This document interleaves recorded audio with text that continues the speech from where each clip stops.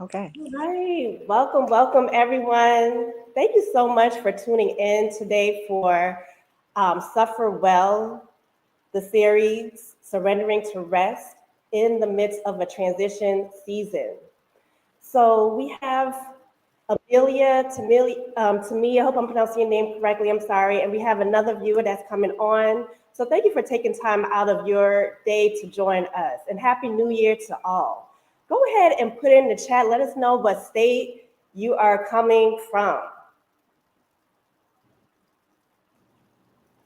So my name is Miata, artistically known Mia Soul Harris. I am a poet, author, educator, and most recently, I am a creative wellness practitioner.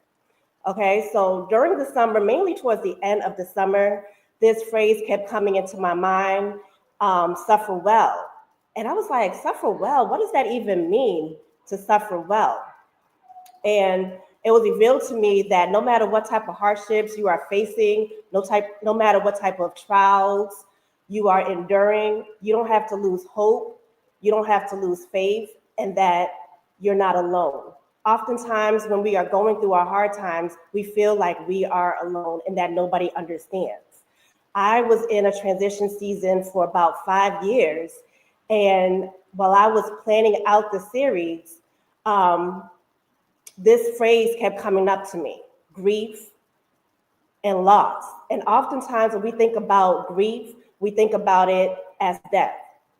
However, when you're in a season of transition, you do experience some losses, right?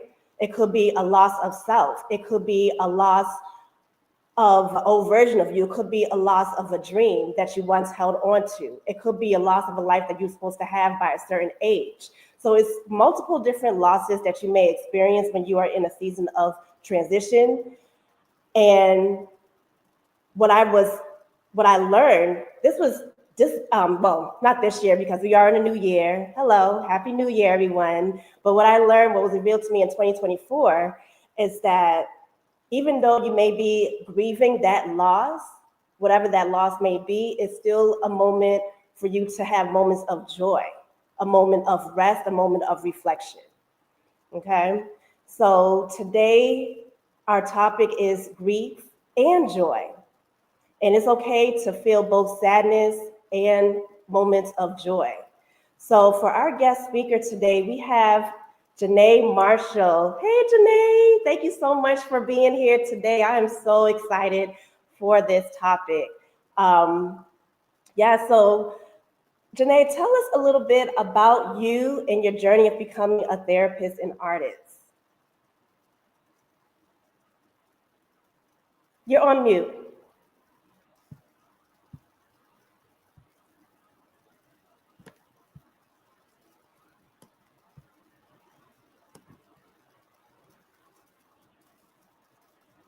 Janae, we're not able to hear you. Because I had it on mute, so I didn't interrupt you. That's why. Sorry about that. Um, so I feel like I've been an artist my whole life. I was the little kid that was always drawing and coloring or dancing or, finding the good acoustics in the house to sing somewhere with my sisters.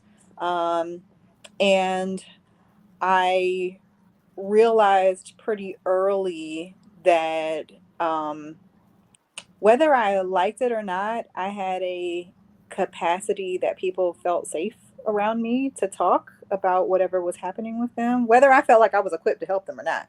Um, I just realized that I had been given this consistent opportunity to provide a safe space for people, and it made me curious about how people's minds and hearts work, and how to best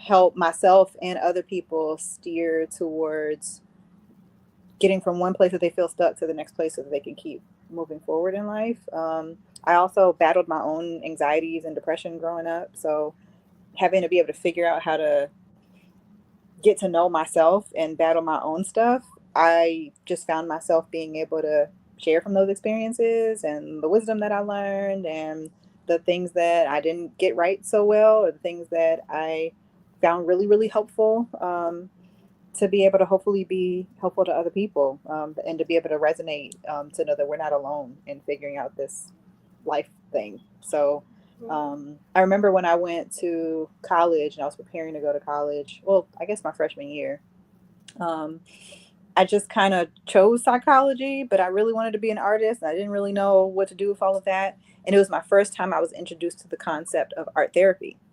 I didn't know that it was even a thing. So I've thought all this time that I wanted to be an art therapist. What it did solidify for me, even though I'm not an art therapist, is that I don't want one or the other to be separate from one another. I think our ability to be creatives is tied up in our ability to be well. Um, and I wanted a way to be able to merge those two together, even for my own self. I have not been able to do the work that I do. I work as a therapist at a psychiatric hospital. I do crisis counseling work, in the equivalent of a mental health emergency room, for a freestanding psych hospital. And for me to even be well, I can't do that and not have artistic practices going on. I haven't been able to not do my art or host art workshops. Like I have to be engaged in both for me to be well because I feel like they're interconnected.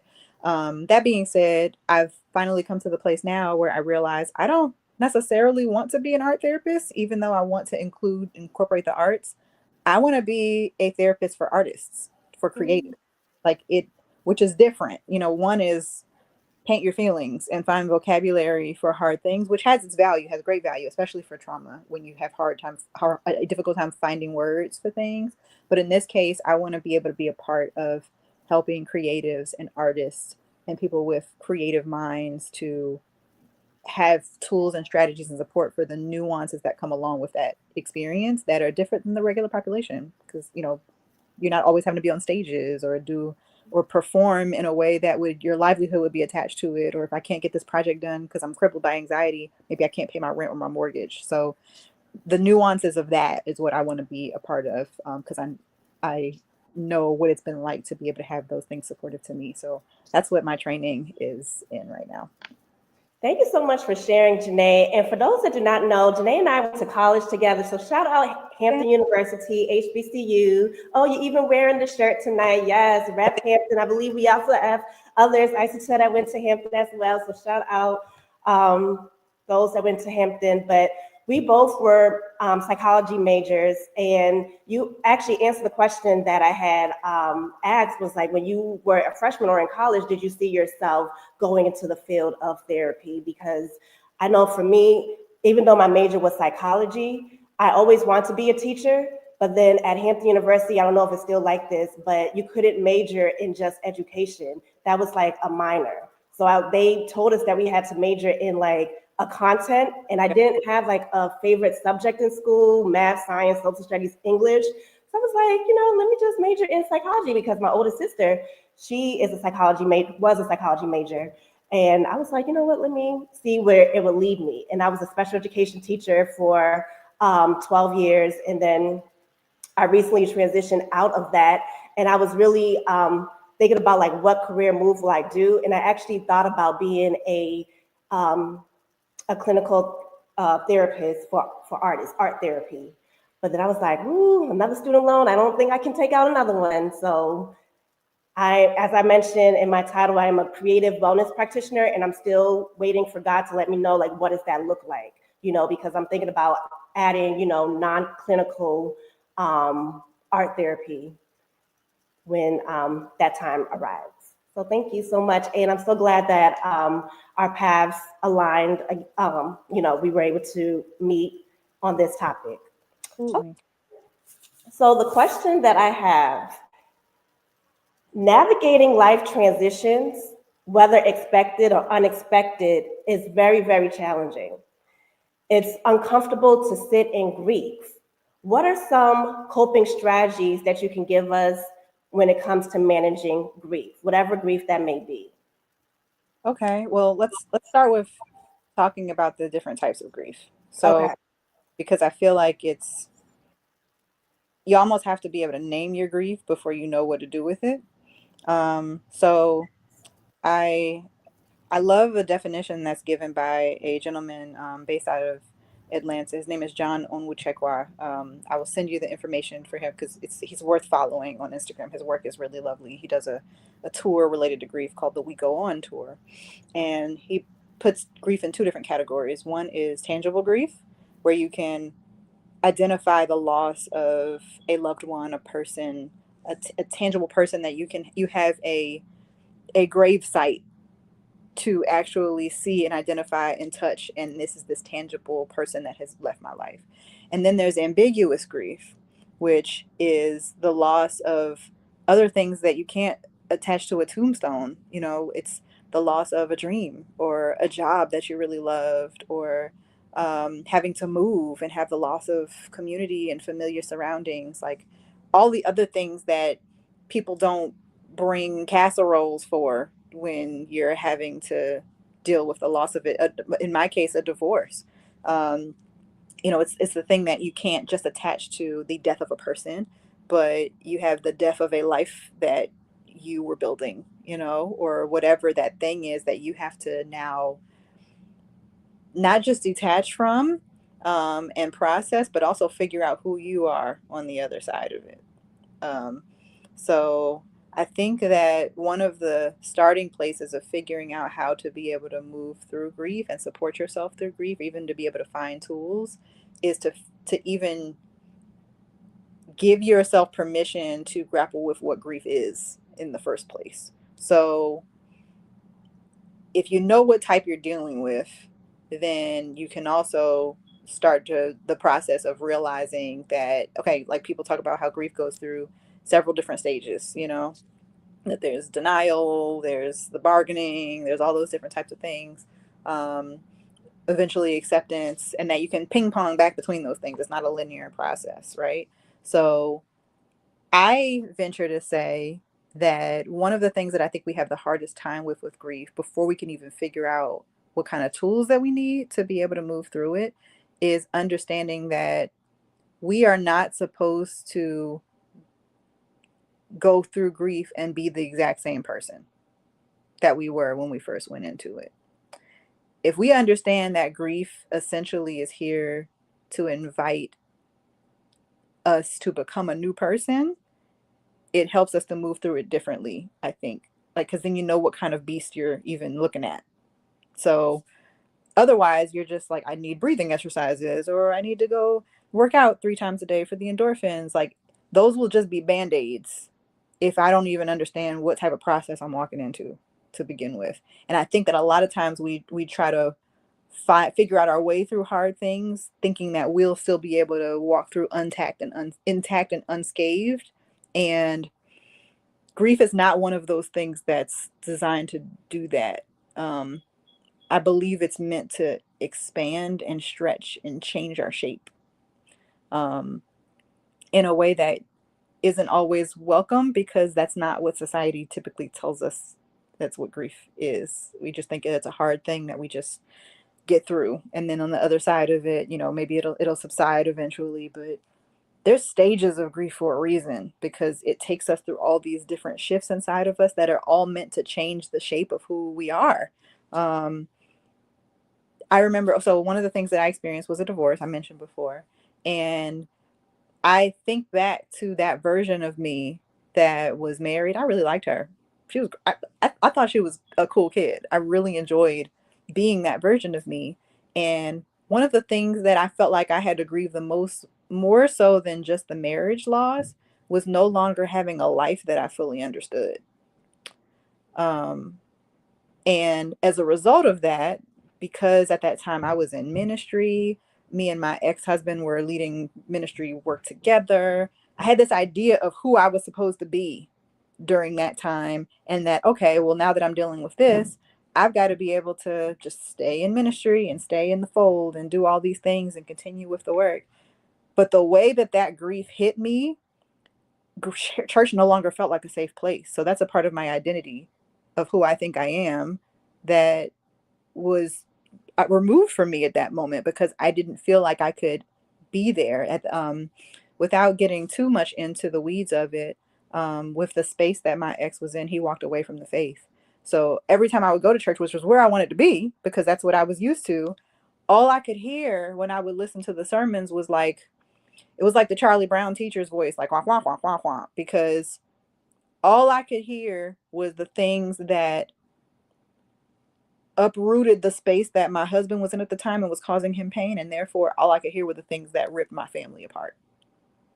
So I couldn't be there. And a big part of my walk was the foundation was cracked because this is where I'm supposed to be to heal. And this doesn't feel like a place I can be to heal. So, okay. So that's another one part of me has to change because I don't feel like I can go to church every Sunday, even though I want to. I'm angry. Two, I did all of the things that I thought I was supposed to do for a marriage to work. We did all the premarital counseling. We're in ministry. We waited to have sex till we got married, all of those things. And I still end up here. That's another part of me that's shifting where I think that I'm doing exactly what I'm supposed to be, being exactly who I'm supposed to be. And that wasn't enough. That didn't protect me from this.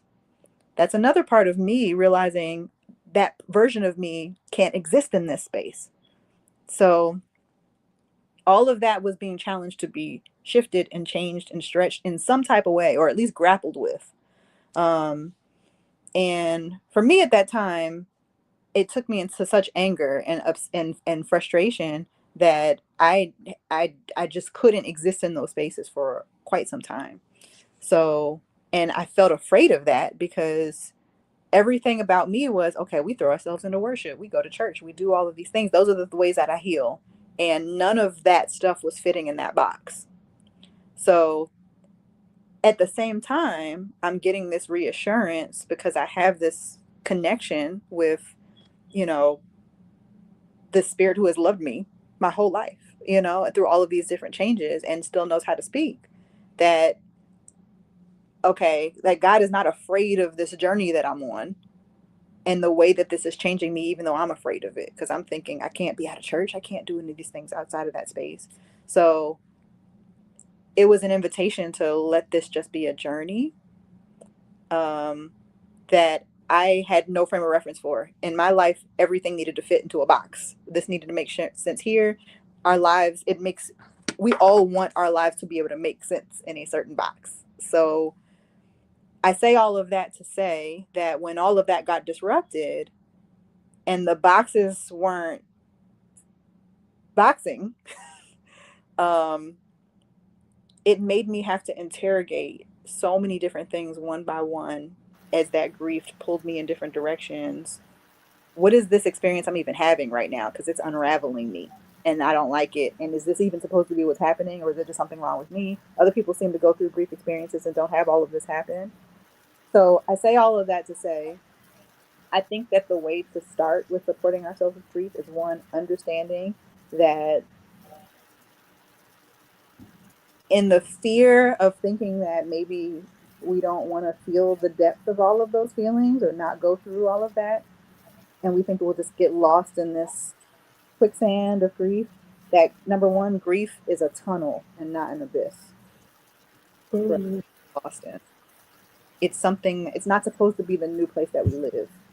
It's a place that we're visiting to move through. I was just talking with a friend of mine from my artist community yesterday, who recently lost somebody that he loved very much. And we were talking about how I got this visual of how, because we were talking about grief being a strange animal, right? And I got this picture of grief being like a snake. Uh, how you ever see those big snakes and they've like eaten some large animal and there's like a Yes. big lumpy part inside of it? Um, Say there was a big anaconda like snake that ate an antelope and a bunny and some mice, maybe a couple rabbits, like they've got all these lumpy parts to it and it's not linear. And that snake is slowly just moving through us. mm, Some moments are going to feel much bigger and much heavier, like, whoa, most much overwhelming. Other places, there'll be not so much, maybe a little bit more ease. But eventually, maybe throughout the span of our entire lives, that snake reaches a tail end where it gets thinner. mhm, So overwhelming or invasive. Um, just like we think about loved ones that we have, I'm gonna miss my grandmother who I lost a few years ago my whole life. But mm, the front end of that big antelope size of grief is not going to feel like it does 5, 10, 20 years from now on the tail end of that snake moving through the rest of my life. So that's more like what grief is to me. And being able to support myself through that or find tools to work through that, I think starts by understanding what grief actually is. That it's something Mm. to move through. It's something that moves through us, rather than just a hard thing that just passes and then we go about our lives and we stay the same person that we were, or something that we'll get lost in and never return. So I would start there. I know that that was a lot in that answer, but and there's more I could say, but I'm gonna stop there in case you have any follow up questions from that.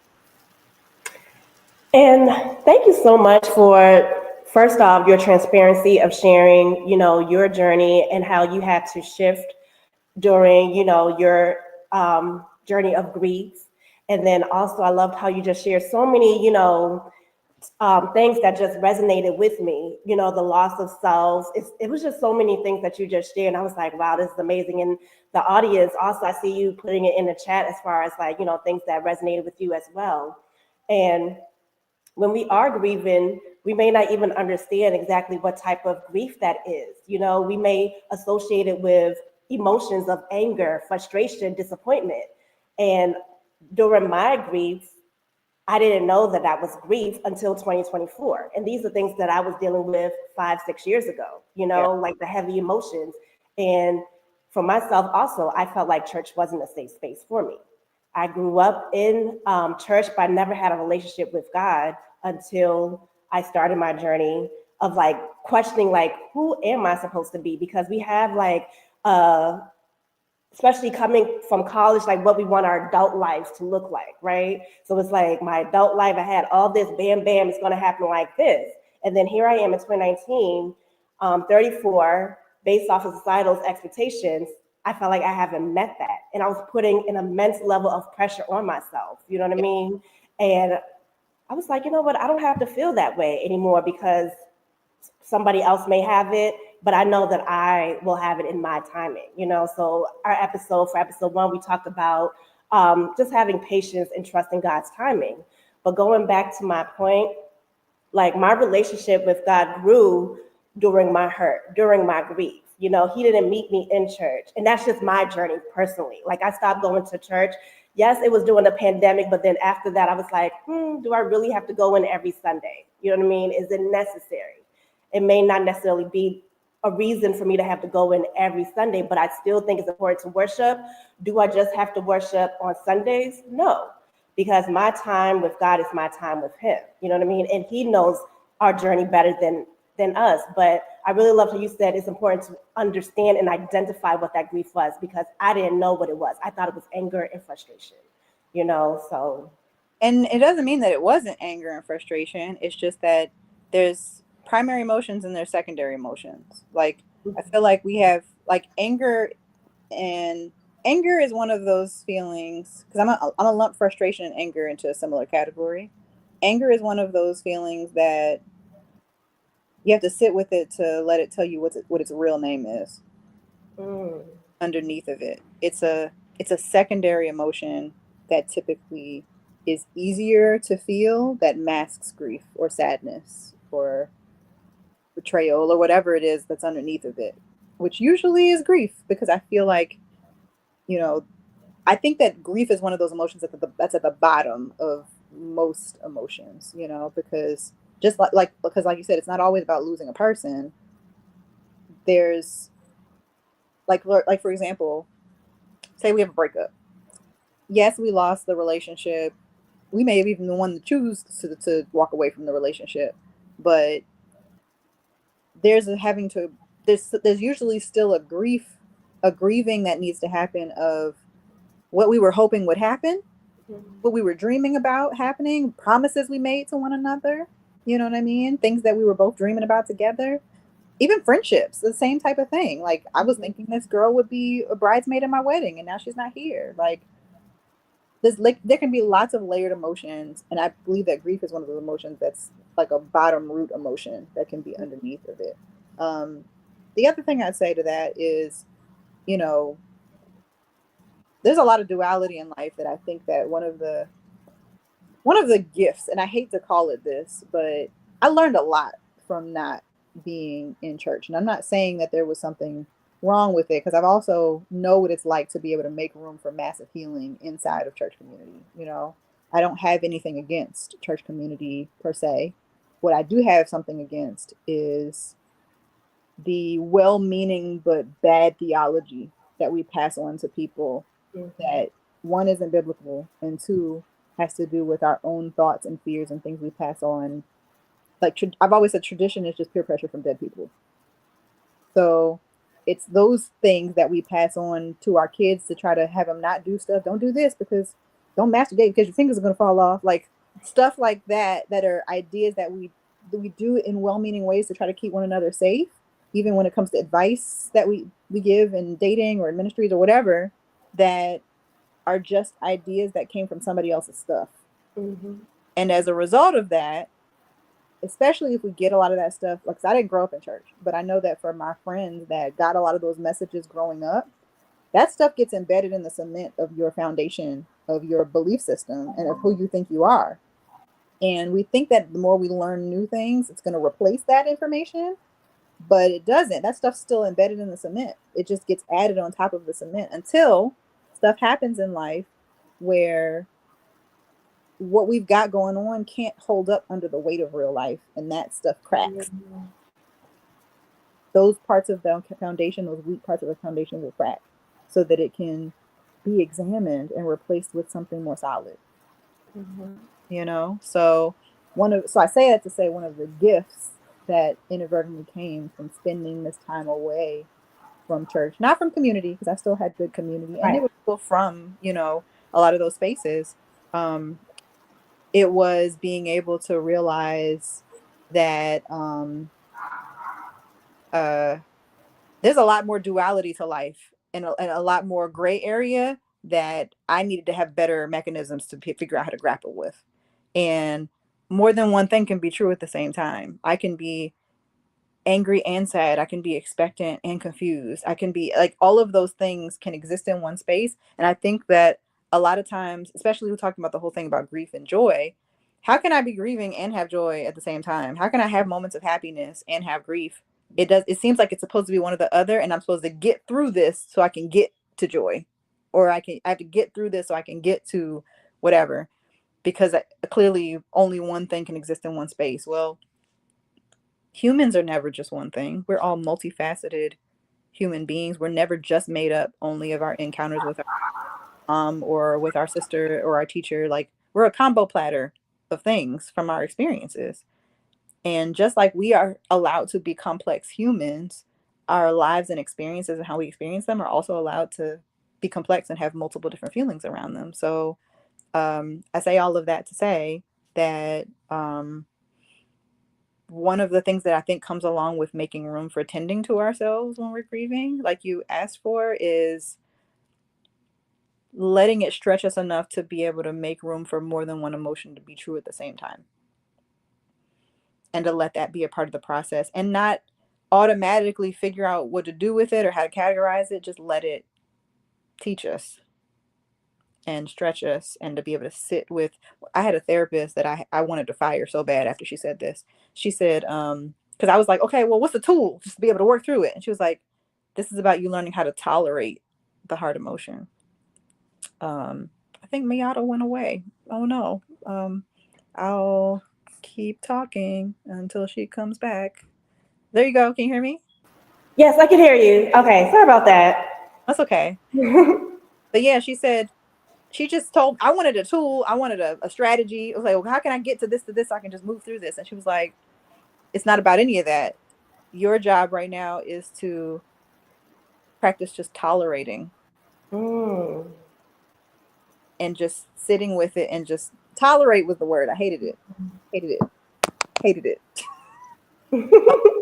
But it really was the thing to stretch my capacity to make room for the gray and for the hard emotion, rather than just automatically try to fix it and move on to the next thing, thinking that something was wrong with me because I was feeling this way. Um, And I think a lot of one of the messages that sometimes can come from well-meaning church culture is that y'all, it has to be a quick 3 points in a poem to be able to Mm. address a thing. Mhm, And then mhm. go to church, it'll be like a pool of Bethesda experience where the water will just be stirred and I'll come away with some miraculous healing. Bones don't get broken and healed that way, Right. you know. No other part of our body, as within, so without, as above, so below. Like we were created for the physical to mirror what happens inside of us. And yes, Mm. it can happen much sooner and much quicker, and it can be a miracle. But most of the time, things are done with time and process and within the context of community. So being able to make room for that gray and to be able to tolerate the discomfort and let that just be something that just stretches our capacity to tolerate hard feelings is a part of the work. It's a Mm. massive part of the work. And I loved how you said like that word tolerate, you know what I mean? So I know when I'm speaking to others, whether it's a friend or a coworker, and they're telling me about a personal situation, I'm realizing, and I learned this in 2024, that like I have to be cognizant of the language that I'm using. You know what I mean? Because when I was in my lowest point, 2014, 2015, I just turned 30, and I'm just like, there was a lot of gray area, and I had to sit in my grief, not even knowing that I was grief. And people, whether in a church or others, now that I look back on it, they just weren't equipped to help me. So they would say things like, oh, just deal with it, move on. You know what I mean?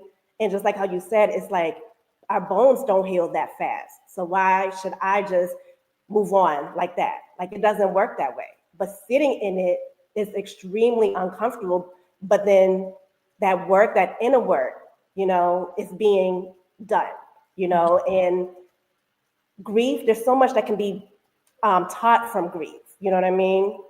When I meet life coaches and I hear their stories, for example, they're explaining how they started is based off of they want to help others because they went through a challenging moment and they want to help others that may have gone through a challenging moment as well. So I really do feel like our pain, our suffering, although we never want to really sit and process it, it's really a process. How do we process it? So before we can even really find the tools, we need to understand it. So I really resonate with that. And there is something beautiful that comes out of it. It's purposeful. And I loved how you said that we're able to have duality. We can have sadness, we can have grief, and have moments of joy and happiness. So even though it may be a loss, whether it's a physical loss of a death of a loved one or a loss of a life that you dreamt of, because maybe those that's on the call today may have experienced both, if not one, right? So this is such a great conversation. And this leads me into another question. So often in churches, since we have talked about that in the faith community, because I do believe it is important to be in community, whether it's in church, whether it's, um, with an outreach, but I do think it's important to be in community, whatever community that is.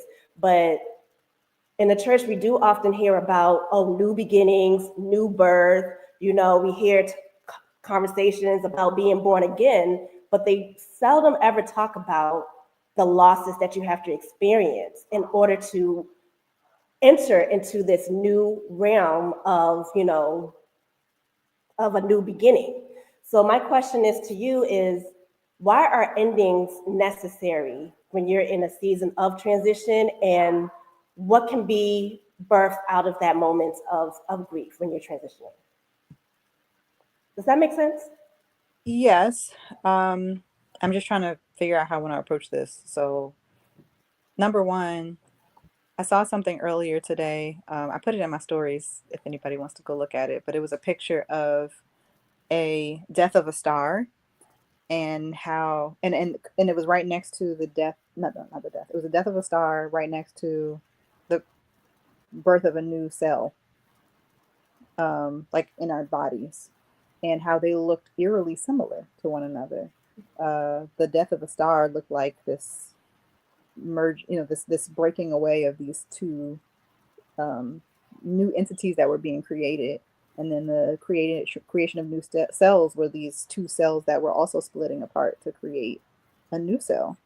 Um, and it just reminded me of how birth and death are can be two sides of the same coin, and how maybe we need one to create the other.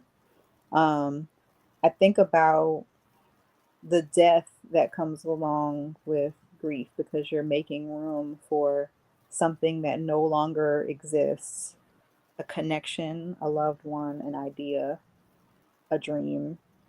And you're having to intentionally and consciously make room for, not only, like, you have to create space to make room for letting go of all the things that you were hoping would happen from that Mhm. and remaining, not realizing that it creates space for something new to emerge and to be ushered in.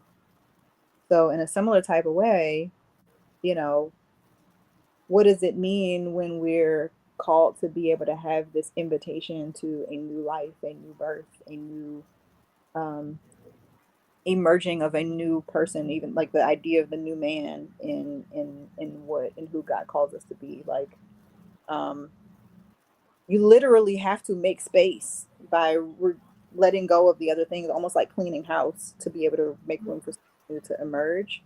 Um, and I don't think that's always what people think it is.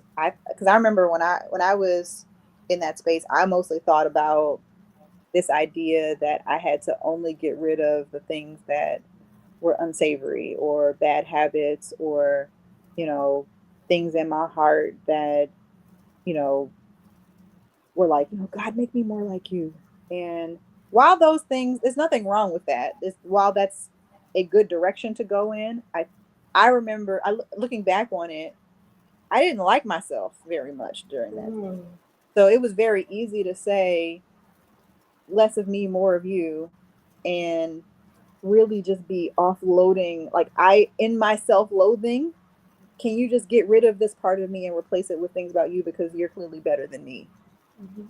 which is the opposite of what I got invited into stepping away from church. As much shame as I felt about not being in church, I remember I came back from some event. I think I came back from a date, and I was shamey about how that date went, because a lot of things happened on that date.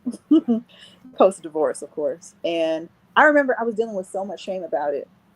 And I felt so much of that that I didn't even want to talk to God about it. But I didn't have anybody else to talk to. All my friends were in church. I didn't want them to judge me, and I was just grappling with what to do with this emotional constipation that I had.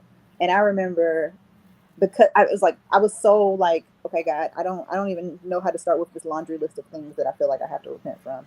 Mhm. But I need you to hold me, because I don't know what else to do right now, and I don't know where else to turn to, and I don't like myself. And I remember I did not get the response that I thought I would. The only thing that God said, that was the only thing that I heard for the next year after that, was, "This is about you learning how to love yourself." Mm. Mm.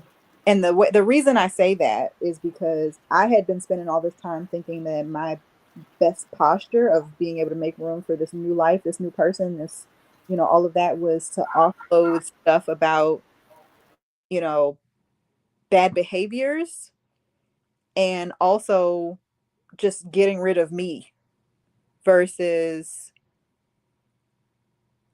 allowing the love to have me agree enough that I am worth loving, and to make room willingly for the new things to embrace, because I now want to be able to, you know, make room for patience, to be able to show up in my relationships, because I don't want the fruit of what I was bearing before, but not because I hate myself so much that I want to get rid of this part of me. I don't think we can ever hate our way into becoming a new person. Like, unless we're just gonna turn into this contorted person of hate. Like, we're not gonna become somebody that we actually want to become. But if it's gonna be the person that we were created to be, and that we were wired to possibly be, that's rooted in love, we can't hate ourselves into that person and say less of me, more than you, just trying to offload this out of self-loathing. I think that one thing I realized, that to be really become the anew that we're invited to become, is being able to make room to sit with and grieve all the ideas that we had about ourselves, let go of the lies that we believed or took on from other people about ourselves. Sit through that and grieve through that, feel those feelings, tolerate the discomfort that it brings up, and make a trade that comes along with, I am willing to embrace this messy, imperfect person that thought that perfectionism was the only way to be able to move through this. And I thought perfectionism was going to be how I strove through grief too. That I'd be able to stay this intact person that doesn't want to shift any of this stuff, so I could just move through this hard thing. And I realize, and I know this all sounds like it's going all over the place, but it's not. The reason I'm saying this is because grief is one of those things that uncovers, like, it's, for me, it took a band-aid off of all of the things that I didn't realize, like the grief of my marriage, for example. It's ripped the band-aid off of all the things that I didn't realize having relationship was masking with my low self-worth and low self-esteem, that I thought I'd never have to deal with again because I'm married. You know what I mean? And it ripped the band-aid open for me to have to really look at it and deal with my hurt and my wounds. It triggered all kinds of abandonment wounds. And that was a part of the grief. It was Mm. an invitation to examine those things, and it was an invitation to heal and to grow and to move through it. The grief was the inviter of all of that. Mm. And it was the catalyst for me being able to have an invitation to expand, Mm. and not trying to avoid the discomfort of that grief made that it prolonged that experience. And I remember one of the things that I used to say all the time is that we can't speed up any of this process for healing, but we can prolong it. Mm. And I firmly believe now that being able to make room for just the part that just feeling our feelings and allowing them to exist, and not trying to rationalize them away, and not trying to move through them too quickly just because they're uncomfortable, um, lets it teach us what it's supposed to teach us and show us what it's supposed to show us inside of ourselves, and let it tell us who we're being invited to become, versus think automatically what we think the outcome is supposed to be of moving through a hard thing. Like, we're literally involuntarily being signed up for a journey that is going to introduce us to who it is that we're becoming. And I didn't even realize that, as unwelcome as all of that was, I looked up, at one point, and I'd been living by myself for a year, and I realized, there's some dreams that I had before that I thought I had to put to the side because I was married. These dreams feel possible again. I have a new opportunity that I can start to see because I let myself move through these feelings. I can start to dream about what's possible again. I can let old dreams that were placed in me be reawakened because I let the grief start to change me and shift me, and I let myself sit with it and tolerate it and let it move me through it, and didn't just push it to the side.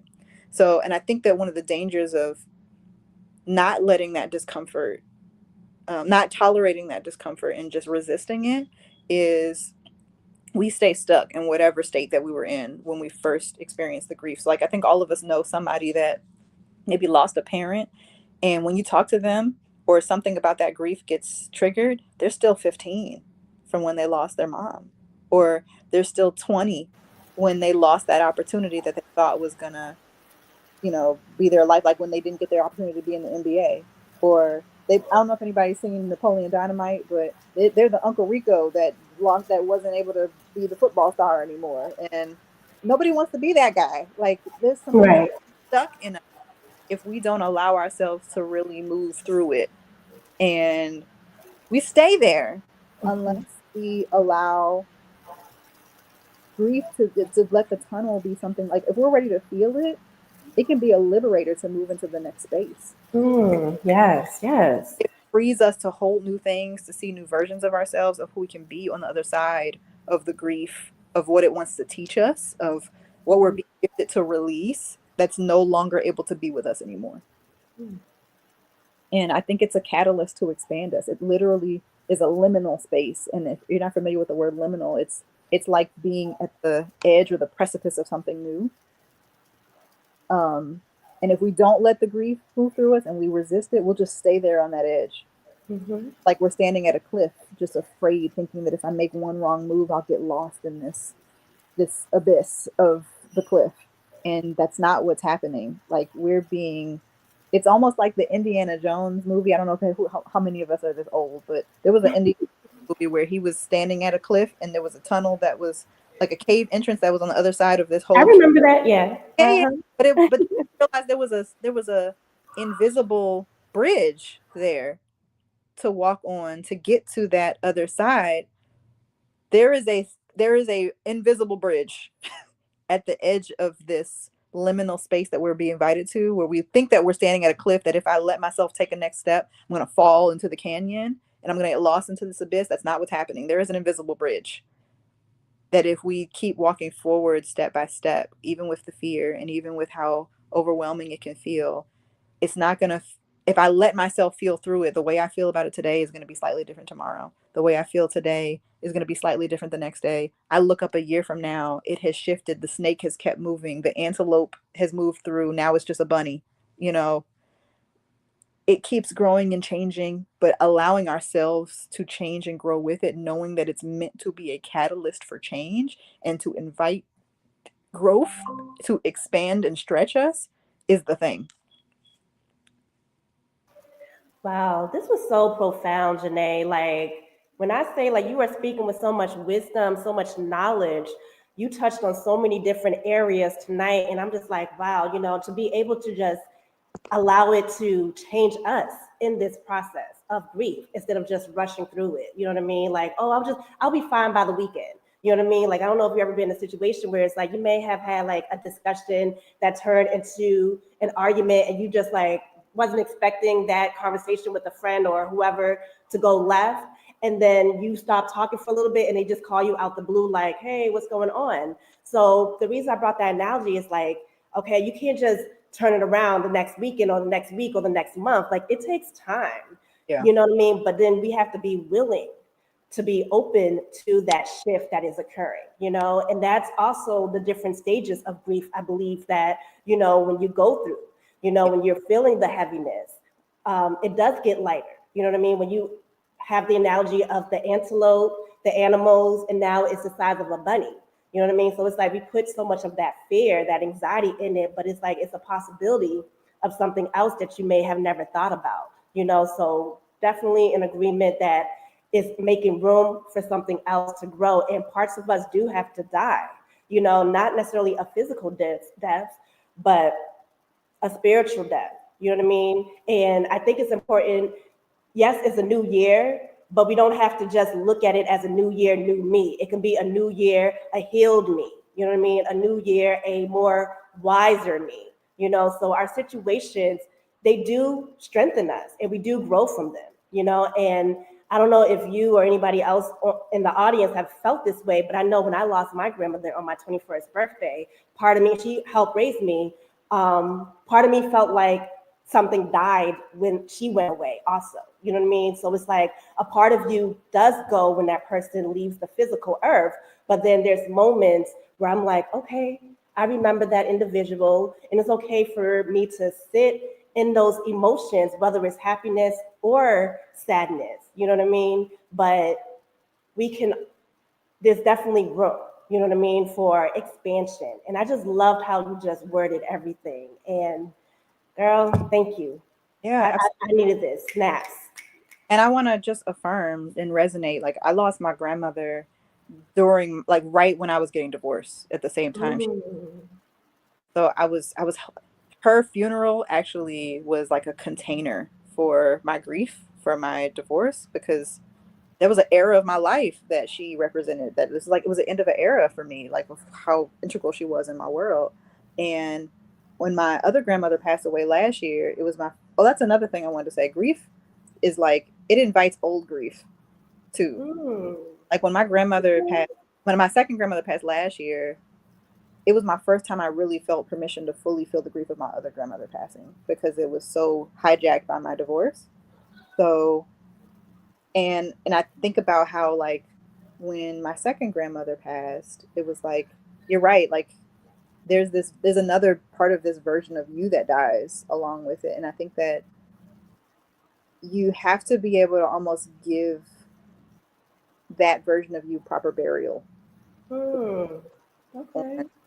like, yeah, like honor her for all that she did, know that she made the best decisions that she could with what she had at the time, with the information that she had at the time. And you know and when it comes to what you do now, to do it in her honor. Like, you can still move on and be able to take on new things, and like honor that by merging into the new thing, even if you have to let go of the old things that you may have liked and preferred. um, it's not a betrayal to release those things, to be able to allow the things that are ahead to emerge. Wow. And I love that, like how you mentioned as far as like honor yourself and also being gentle with yourself. Because as you are grieving, you are losing parts of yourself, but you're also gaining. And I feel like so many times we focus on what we're losing that we're not in the mindset or perspective to think about what we could be gaining out of that situation. Yeah. You know? Speaking of that, just to go back to what you were asking about practical stuff when you're in the middle of grief, because what I don't want to do is be so lofty with the lessons that can come on the back end of all of this, to bypass the fact that you can't see none of that when you're in the middle of it, because grief sucks. So when we're in it, we're in it. Right. We can't see the forest for the trees, and being able to just navigate in the moment is important. So I do want to be able to speak to that part, just by saying, like, we have to be able to like, the showing ourselves kindness, like you said, is very Hmm. important. And I didn't realize that a lot of times we're the last one. Like, we can be so gracious and kind with our friends and with our family and people we care about, and we typically are the last ones to treat like somebody that we love. Mm. And and it can get harder, because when you're in it longer than you want to, and the feelings and the grief have lingered just longer than you like, you start to beat yourself up, like, I should be done with this by now. Other people were able to get through their grief. Shouldn't I be further along in this process? Why is it a year later and I'm still, that type of thing? And being able to show yourself enough kindness and care to practice being kind to yourself, and agree enough with your creator that you're worth being loved and kind to, isn't. Mm. um because in a lot of ways, I didn't agree at the beginning of that whole process. I didn't realize this was also an invitation for me to learn how to be kinder, how to treat myself like somebody I cared about, how to treat myself like somebody I love, and to examine the parts that I didn't agree with for that, and that I didn't like about myself, to be able to deal with it and examine why. And you actually answered one of the questions that I was going to ask as far as how can we show ourselves compassion and kindness even while we're grieving? So sometimes like we do feel guilty, we feel shame, we feel like we're beating ourselves up. But in that process, we can show ourselves compassion, Hmm. and just reminding ourselves that we are loved, Yeah. no matter despite of the losses, whether it's physical death or not, we are loved, and it's important definitely to be able to show ourselves kindness and compassion. It Thank takes. you so much. I feel like we can go on and on with this topic, girl. Yes, part two. Okay, so I know we did talk about how grief, but how can grief elaborate a little bit more on how grief and joy can show up and simultaneously exist? Absolutely. So in a practical way, I think about my grandmother's funeral last year, and how, uh like, if somebody were going to just be joyous completely at a funeral, I would be concerned. Like, that's not appropriate for the moment. But like, grief was appropriate for that moment. However, I'm seeing family members I haven't seen since COVID. I'm being able to have like these vulnerable heart to heart moments with loved ones that we wouldn't have had it not been for the tenderness of the moment of the funeral. Like, the connection, the intimacy that was being gained, like, there was joy in that, being able to be reminded, like, oh, you remind me so much of Grandma Lorna. Let me tell you this story of, I remember when she was about your age. Like, there are so many gifts that come along with our ability to be with and for one another, that we can make room for, you know, even when the heaviness is there. So I think the duality of understanding that we're allowed to experience more than one feeling at the same time matters in all of this. And that it's not a betrayal of the person. Like, like I'm not treating like your loss didn't matter to in order to experience some happiness. I'm not treating it like I'm forgetting about the person to be able to make room for some semblance of good moments. Like I can experience the present for what it is and make room for that to have as much um, kindness and joy and connection as possible and allow the heaviness to be there. Like they're allowed to coexist, and I can let one continue to grow and change and develop and expand while the other one is less intrusive. That can happen at the same time. And the same time, at the last thing I would say is joy is one of those things that I realize doesn't just happen by osmosis. You literally have to create it out of thin air sometimes. Like it's important that after you get to a place that you've allowed a lot of it to move through you, and you're not just reeling from grief every single day, because there's a time for that. Let yourself reel. But after a while, I got to make myself get up and go on a walk. I have to decide I'm going to use this color instead of this color. I'm going to wear teal because it makes me happy. I'm going to stay out in the sunshine just for 5 more minutes. Like, I'm going to choose to do things that infuse life back into me. And I have to decide that that's what I want to make room for, even if it's little by little, even if it's with practice, uh, and to find ways to curate joy practices to infuse into our lives. It's something that we have to, in capacity, as the capacity expands, we choose to do. And get help with finding ways to be able to do it. I gotta let and I think a big part of that is listening to the little kid inside of us. And one day she and I may just need to go get ice cream, you know. Um, After I've spent time listening to her and that she doesn't see me as an enemy anymore, and she knows that I'm going to listen to her and I've taken time to practice doing that, she's going to have some cool things to say about what we were dreaming about when we were younger and what things make us happy. And I can learn from her. What can I let myself make room for in this moment to have myself have some joy and happiness and do things that just are for me in this moment. Um, I think that that's a really important practice as the capacity grows and as the intrusion of grief subsides, to make room for that to expand. Absolutely, absolutely. And I love how you just mentioned, as far as like when it comes to joy, it is a practice. You know what I mean? And it's definitely a practice. And oftentimes when we think about happiness versus joy, happiness is based off of, external things, in my opinion now. Yeah. But joy is more so intrinsic. You know what I mean? Like we don't have to necessarily look for validation, to be around others. You can find that happiness, that joy within. You know what I mean? But it is a practice. You know what I mean? And it's something, it can change. It may change next month, next year, but constantly being able to um, find joy, and finding joy and choosing joy despite of what you may be feeling. You're Yeah. going to choose to feel, happy, not because it's a Friday, not because it's a 3-day weekend. I feel like that's more so happiness is conditional, but joy is more so not necessarily conditioned. I will add the caveat that even though I listed examples that sounded like external things, it's the agency to make the choice that I'm going to do this for myself and have the will to live. Absolutely. But cultivates the intrinsic joy. It's not just about whatever the choice is, it's about that affirming this agency rising up to be able to allow that to expand. And we don't have time for this part, but like one of the things that I feel like is also something that I've had to unlearn from church culture, and also Black culture just in general, is Mm. love requires me to betray myself and to always make decisions that will minimize the things that I need, Mhm. only to focus on what other people need. And both needs are important. Like Prentice Absolutely. Hemphill, the definition that says the definition of boundaries is I can love both me and you simultaneously. Mhm. And the more that I think a lot of us, especially as Black women, haven't given ourselves permission to figure out what it means to even do things for ourselves because it feels guilty, we're not going to know what we're going to do when we're just trying to figure out how to tend to ourselves in grief. So taking those time to make those choices to like, what do I like? What would make me feel okay just in this moment can feel selfish and can be hard work.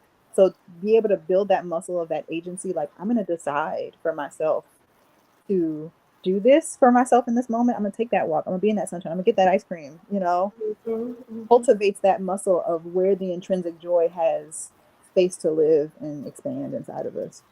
Absolutely. Thank you, Janae. Oh my God, this was beyond helpful. How you feeling, ladies that's on the call? Go ahead and put in the comment like how you guys are feeling right now as we are coming to an end. And time has really gone by.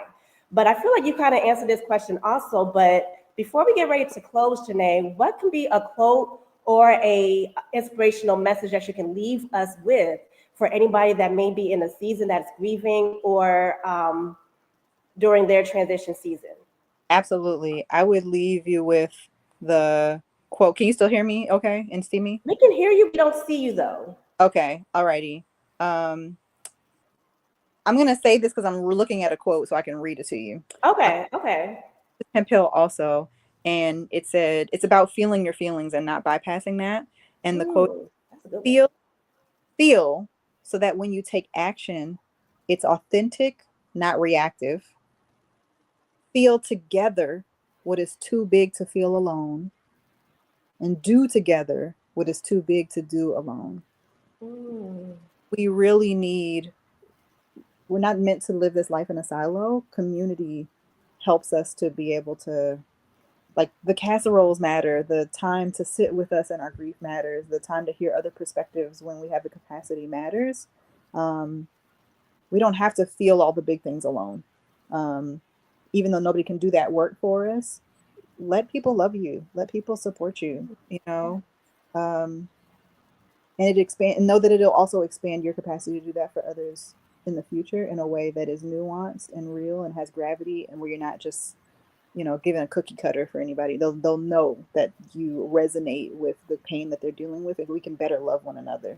So yeah, make room to feel so that we can show up for ourselves and with one another in much more loving, sincere ways, and make room for other people to do the same for you. absolutely. And I do want us to also close with a quick meditation, about 2 to 3 minutes. So everyone that is on the call, go ahead and find a comfortable seat. If you're sitting down in a chair, go ahead and put yourself in a position that is comfortable. Let's go ahead and either lower your eyes, your gaze, or you can close your eyes at the moment. Let's go ahead and place one hand on our belly and the other hand on our chest. And we're going to take a deep breath in and exhale it out. Let's do one more. Take a deep breath in. Exhale it out.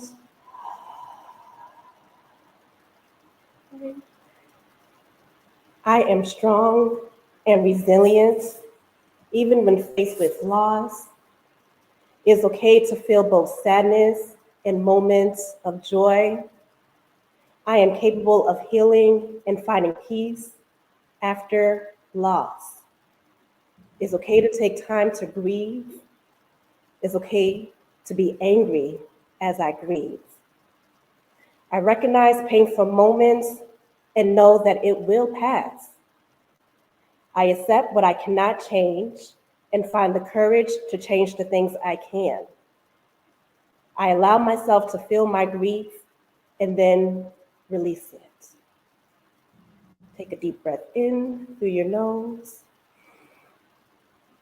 and exhale out through your mouth. I will take the time to care for my needs today. I feel grateful for all the love in my life. I choose to feel peace today. I give myself time and space to feel all of my feelings. I will be gentle with myself as I heal. I release the tension in my mind and body. I am thankful for the time I shared with my loved one. In my sadness, I am loved. I look for the rainbows after the storm. I'm discovering new strengths within myself. I surrender to rest when I need it. It is okay to feel both sadness and moments of joy. Let those words resonate with you. Let those words remind you that you are loved, that you are cared for.